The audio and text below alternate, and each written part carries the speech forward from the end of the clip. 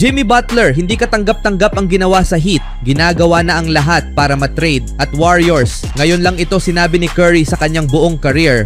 Ngunit bago ang lahat, kung gusto nyo ng original smartwatch sports fitness, mabibili lamang sa halagang $1,499. I-click lang ang link sa comment section. Ang huling patak sa issue ni na Jimmy Butler at Miami Heat ay nangyari matapos silang matalo sa Indiana Pacers sa kanilang sariling bahay 128-115. Sa post-game interview, sinabi ni Butler na hindi siya masaya sa paglalaro para sa koponan. Gusto kong maibalik ang kasiyahan ko sa paglalaro ng basketball. Kung saan man yon, malalaman natin sa lalong madaling panahon, ani Butler. Masaya ako dito sa labas ng court pero gusto kong maging dominante ulit. Gusto kong maglaro at tumulong sa team na manalo pero sa ngayon hindi ko ito nagagawa. Tinanong sina Tyler Herro at Bam Adebayo tungkol sa pahayag ni Butler at magkaiba ang kanilang mga tugon.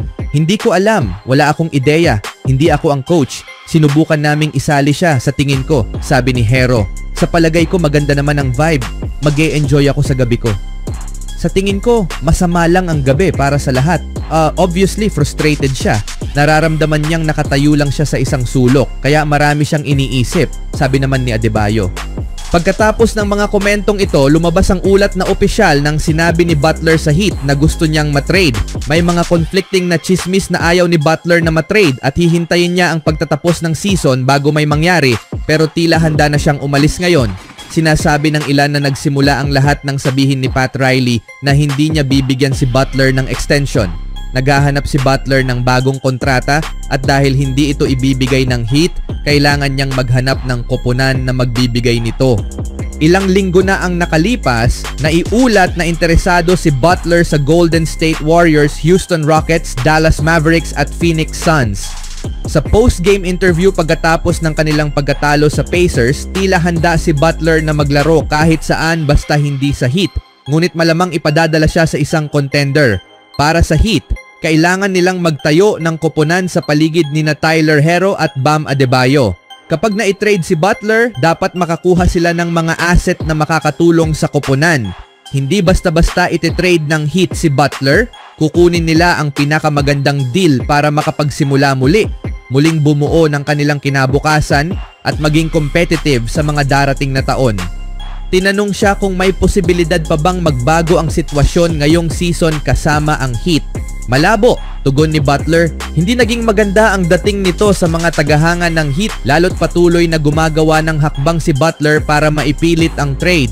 Sinubukang paliitin ng Heat head coach na si Erik Spoelstra ang issue kaugnay sa pagkawala ni Butler sa ika-4 na quarter ng panalo laban sa Pelicans. Gayunpaman, naniniwala ang marami na may kaugnayan ito sa umano'y kakulangan ng pagsisikap ni Butler.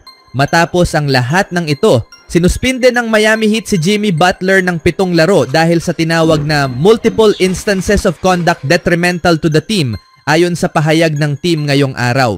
Ayon sa pahayag ng Heat, sinuspinde namin si Jimmy Butler ng 7 laro dahil sa maraming insidente ng pag-uugaling nakasasama sa team sa buong season, lalo na sa mga nakaraang linggo. Sa pamamagitan ng kanyang mga kilos at pahayag, ipinakita niya na ayaw na niyang maging bahagi ng team na ito. Si Jimmy Butler at ang kanyang kinatawan ay nagpahayag na nais nilang matrade kaya't handa kaming makinig sa mga offer. Sinuspinde namin si Jimmy Butler ng 7 laro dahil sa maraming insidente ng pag-uugaling nakakasira sa team sa buong season. Si Jimmy Butler at ang kanyang kinatawan ay nagpahayag na nais nilang matrade kaya't handa kaming makinig sa mga offer.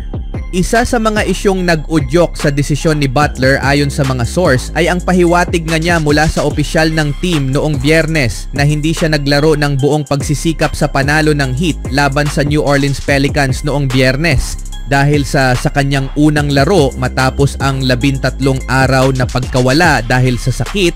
Nakapagtala lamang si Butler ng 5 attempt sa loob ng 25 minuto at nagtapos sa 9 na puntos. Matapos ang pagkatalo sa Pacers noong Biyernes, tahasan niyang inihayag ang kanyang pagkadismaya at open na pinag-usapan ang kanyang hinaharap. Anong masasabi niyo mga kaibigan? Tama lang ba ang ginawa ni Butler? Sa ibang balita naman, ang kamakailang pakikisalamuhan ni Stephen Curry sa media ay ikinagulat ng ilang reporters, kabilang ang mga veterano sa industriya. Kilala bilang isang eternal optimist, ang two-time MVP ay mukhang dejected sa mga nakalipas na pagkakataon. Ang pangunahing dahilan nito ay ang hindi magandang performance ng Warriors kahit nagsimula sila ng 12-3 campaign this 2024-25 season. Mula sa magandang simula, bumagsak ang Warriors na may 5-13 record in last 18 games na nagdulot ng seryosong mga tanong. Bagamat nagkaroon sila ng dominanteng panalo laban sa Sixers noong Biyernes ng araw, marami pa ring kailangang ayusin. Tinawag ang Dubs na average, hindi nag-atubili si Curry sa kanyang matapat na mga pahayag. Habang sinasabi ni Curry ang totoo, ang kanyang disposisyon ay nagdulot ng pagtaas ng kilay sa media circles. Isa na rito si Marcus Thompson ng The Athletic na hindi lamang sumubaybay sa karera ng Warriors legend kundi nagsulat din ng kanyang talambuhay. Sa kanyang ika-16 na season, patuloy na naglalaro sa mataas na antas ang veteranong manlalaro ng Warriors. Sa kasalukuyan, may average si Curry na 22.3 points, 4.8 rebounds, 6.5 assists at 1.1 steals, while 41.8% shooting from the 3-point line this season. Sa paparating na ika-37 kaarawan niya ngayong Marso, nangangailangan si Curry ng tulong upang makipaglaban para sa kanyang ika-5 titulo. Bagamat may mga batang talento sa roster ni Steve Kerr, tila hindi pa sila handa. Samantala, unti-unti nang nagsasara ang championship window para sa tambalang Steph Curry-Draymond Green. Dahil sa mga salik na ito, ibinahagi ni Marcus Thompson ang kanyang opinyon. Parang napanood na niya, tinutukoy si Steph Curry ang pelikulang ito dati at wala na siyang interes na tawagin itong iba, hindi ba? Sabi ng writer mula sa The Athletic. Ito ang nakaraang taon. Ang parehong klase ng halos walang magawa laban sa sarili nila. Hindi mo madalas marinig si Steph na ganito magsalita. Siya ang eternal optimist, di ba? Palagi niyang iniisip, kung manalo lang tayo ng 5 sunod. At sigurado akong ganun pa rin ang pakiramdam niya. Pero para bang ipahayag iyon? Para bang, tama ka, parang isang tono. Parang ginawa niyang tunog average. Sinabi niya ito sa average na tono para bigyang diin ang pagiging average. Hindi mo ito madalas marinig mula kay Steph at idagdag ko, isang napakaingay na panawagan para kay Mike Dunleavy.